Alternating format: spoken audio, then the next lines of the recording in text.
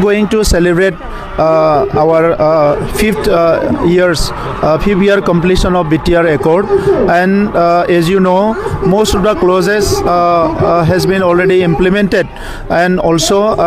the major clauses where the NDB cases to be withdrawn,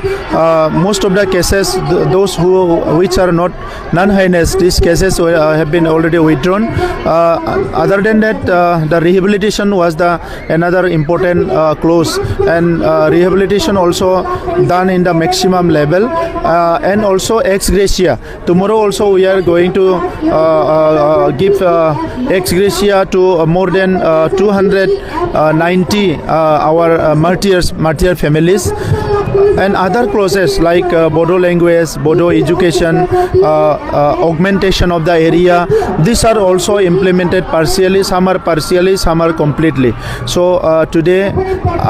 once again, I thank our Honorable Prime Minister and our Honorable Chief Minister for taking initiative for, and margdarshan by Honorable Prime Minister to bring back peace and normalcy in the Bodoland region. And we are going to celebrate it in a grand way. Like tomorrow we have bike rally for peace, sustainable peace, which is already started. We want to make it sustainable for coming decades. That's why we are going to celebrate it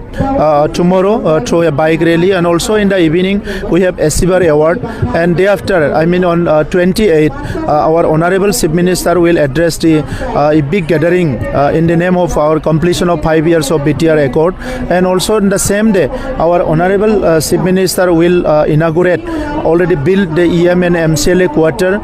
in Bodoland Council, where our EM MCLA can stay in a comfortable way. They can work for the people of the BTR region. গণতান্ত্ৰিক অধিকাৰৰ পৰা বহুত লোকে বঞ্চিত হৈ আছিল, যি সময়ত বন্দুক বাৰুদৰ এটা পৰিৱেশ আছিল। কিন্তু 2020 চনত শান্তি চুক্তি কৰাৰ পিছত, বিটিআৰ অঞ্চলত স্থায়ীভাৱে শান্তি অহাৰ পিছত, আজিৰ সময়ত সকলো জাতি ধৰ্ম সকলো শ্ৰেণীৰ ৰাইজে নিজৰ নাগৰিকত্ব অধিকাৰ, সাংবিধানিক অধিকাৰবিলাক সকলোৱে যে পাইছে আৰু তেনেকা এটা পৰিৱেশ গঢ়ি উঠিছে, সেইটো সকলো উপলব্ধি কৰিছে। অনাগত দিনত বিটিআৰ চৰকাৰখনে এই অঞ্চলত শান্তি প্ৰতিষ্ঠা, স্থায়ী শান্তি প্ৰতিষ্ঠা কৰা, সকলো নাগৰিকৰ সুৰক্ষা নিৰাপত্তাৰ কথা এনচিঅ'ৰ কৰা, আৰু লগতে সকলো শ্ৰেণীৰ ৰাইজে নিজৰ প্ৰাপ্য অধিকাৰ যেতে পায়, ইয়াৰ কাৰণে আমি এটা ভিজন ডকুমেণ্ট ইতিমধ্যে পাব্লিছ কৰিছোঁ। আৰু সেই ভিজন ডকুমেণ্টটো অকল কমিউনিটি ভিজন ডকুমেণ্টতে নাথাকিব, এইটো চৰকাৰৰ ভিজন ডকুমেণ্ট আমি অহা মাৰ্চ মাহত ৰিলিজ কৰিবলৈ গৈ আছোঁ। আৰু এটা নতুন ডিপাৰ্টমেণ্ট আমি আৰম্ভ কৰিম, য'ত অকল আমাৰ জাতি জনগোষ্ঠী বিভিন্ন ধৰ্মীয় লোকসকলৰ সামাজিক বা তেখেতসকলৰ অইন সমস্যাবিলাক চোৱা চিতা কৰা হ'ব, আৰু তেখেতসকলৰ কোনো সমস্যা নোহোৱাকৈ যাতে ভালকৈ জীয়াই থাকিব পাৰে, ইয়াৰ কাৰণে ব্যৱস্থা কৰা হ'ব। কেন্দ্ৰীয় চৰকাৰ আৰু ৰাজ্য চৰকাৰৰ যিবিলাক আঁচনি, কল্যাণকামী এটা ৰাষ্ট্ৰ গঢ়াৰ কাৰণে জনকল্যাণ যিবিলাক আঁচনি, এইবিলাক 100% ৰূপায়ণ কৰাৰ কাৰণে বিটিআৰ চৰকাৰে কাম কৰি আছোঁ। আৰু বিটিআৰ কাউন্সিল চৰকাৰখনেও নিজাববীয়াকৈ কিছুমান আঁচনি তৈয়াৰ কৰিছোঁ, যি আঁচনিবিলাক অনাগত দিনত বিটিআৰ অঞ্চলত বসবাস কৰা সকলো শ্ৰেণী, সকলো ধৰ্ম, বৰ্ণ, ভাষা ভাষী লোকক আগুৱাই নিয়াত সহায় কৰিব। ৭৪তম যি গণৰাজ্য দিৱস, গণতন্ত্ৰ দিৱসৰ শুভকামনা মই ভাৰতৰ ৰাষ্ট্ৰপতি মহামহিম আমাৰ দ্ৰৌপদী মুৰ্মু ডাঙৰীয়ানীলৈ জ্ঞাপন কৰিছোঁ। লগতে ভাৰতৰ প্ৰধানমন্ত্ৰী নৰেন্দ্ৰ মোদী ডাঙৰীয়ালৈ মই গণৰাজ্য দিৱসৰ শুভকামনা জ্ঞাপন কৰিছোঁ। অসমৰ মহামহিম ৰাজ্যপাল আচাৰ্যী ডাঙৰীয়া আৰু অসমৰ মুখ্যমন্ত্ৰী ডক্টৰ হিমন্ত বিশ্ব শৰ্মালৈ মই গণৰাজ্য দিৱসৰ শুভকামনা জ্ঞাপন কৰিছোঁ। আৰু লগতে আমাৰ বিটিআৰ অঞ্চলৰ ৩৫ লাখ জনগণ, অসমৰ আমাৰ ৩.৫ কোটি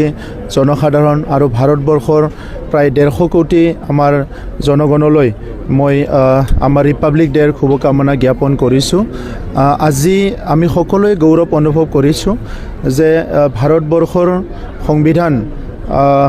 এই সময়ত একচেপ্ট হোৱাৰ পিছত বা ভাৰতত প্ৰচলন হোৱাৰ পিছত ভাৰতবৰ্ষ বিশ্বৰ সৰ্ববৃহৎ গণতান্ত্ৰিক দেশ আৰু সৰ্বোচ্চ গণতান্ত্ৰিক দেশ বা মাদাৰ অফ ডেমক্ৰেচি বুলি জনাজাত হৈছে আৰু আজিৰ ভাৰতখন গঢ়াৰ কাৰণে আমাৰ জাতিৰ পিতা মহাত্মা গান্ধীয়ে যিখিনি কাম কৰি থৈ গ'ল মই তেখেতলৈ মোৰ পুনৰ শ্ৰদ্ধা জনাইছোঁ বাবা চাহেব ভীমৰাও আম্বেদকাৰ সংবিধান ৰচনা কৰাত নেতৃত্ব দিছিলে আৰু তেখেতৰ সতীৰ্থসকললৈ মই ধন্যবাদ জনাইছোঁ আৰু যি বীৰ শ্বহীদসকলে ভাৰতখন স্বাধীনতা কৰি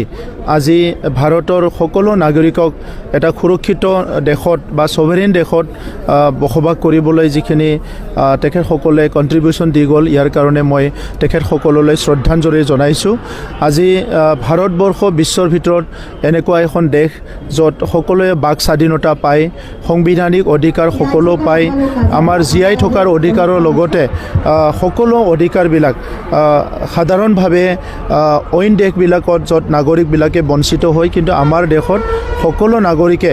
এই সাংবিধানিক অধিকাৰবিলাক সমমৰ্যাদা সম অধিকাৰবিলাক পাবলৈ সক্ষম হৈছে আৰু লাহে লাহেকৈ দিন যোৱাৰ লগে লগে ভাৰতবৰ্ষৰ চাৰিসীমাৰ ভিতৰত বসবাস কৰা যিসকলক পিছপৰা জনগোষ্ঠী বুলি ভাবি লয় যিসকলে আজি লাঞ্ছিত বঞ্চিত বুলি ভাবি লয় তেখেতসকলেও সাংবিধানিক অধিকাৰ